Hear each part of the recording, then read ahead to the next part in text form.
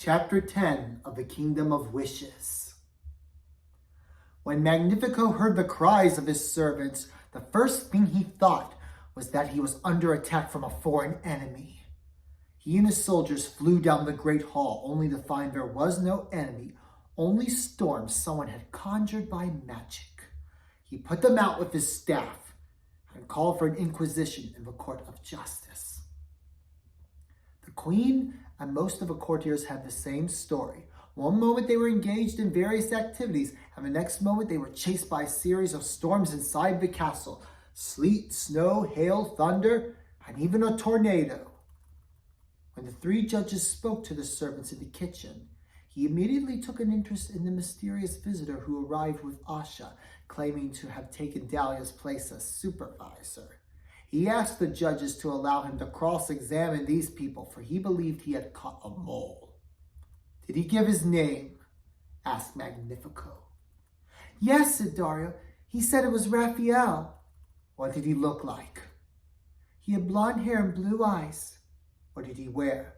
"Just ordinary clothes like us." "Did he do anything unusual?" "If he did, I didn't see it." "Did he interact with a particular servant more than the others?"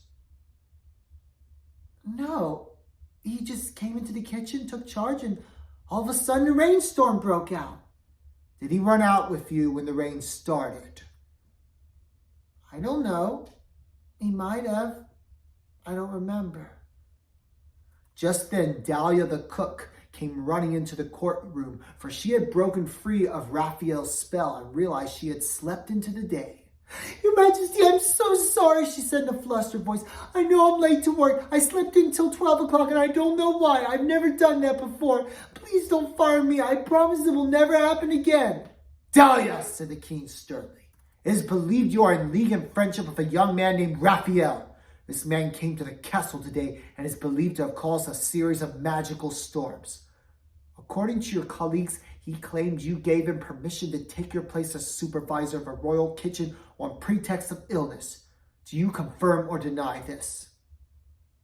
"No, I have never met such a man." Magnifico snapped his fingers at his guards. "Take her into custody." "What?" "I will investigate your relational connections and provide you a lawyer if there is enough circumstantial evidence of guilt for a trial to take place. However, if there is room for reasonable doubt, you have nothing to fear."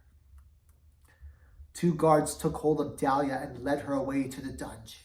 "Excuse me," said Hal, raising her hand. "May I have your Majesty's permission to speak?" "You may." "You asked if Raphael interacted with a particular servant more than any of the others. Asha was with him the whole time." "Asha," said the king, more to himself than to his audience. "They came in and worked together, side by side at the sink. Now, I can't swear to it, but I don't think he left the kitchen when we all ran out when the rainstorm began." "Where is she?" roared the king. "Bring her to me at once." "Sire," said one of the guards, "Asha has left the palace." "Go to her home. I am placing her under house arrest on a charge of vandalism. The charges may increase if this investigation points to something deeper." He then turned to the judges. "I am finished, your honors," he said with a bow. "The court is now in recession until further notice," said the Chief Justice. As the crowd dispersed, Queen Amaya put her arms around her husband's shoulders. "Come and rest, my lord," she said. Magnifico rubbed his brow deep in thought. If this Raphael is a foreigner, a magician, where could he have received his powers? Why would Asha? Suddenly, the king remembered the dream about the star and how Asha accused him of being unjust and not granting the people's wishes unconditionally. His eyes widened and he gasped in realization. "To the Wish Tower," he said, taking his wife by the arm. "I believe I have touched the bottom of this swamp."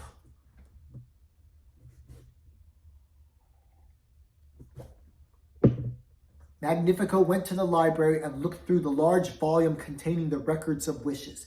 He came to the page with the latest date, 2084. Then he went to the tower, pointed his staff at the wishes, and commanded it to recount them. 2079.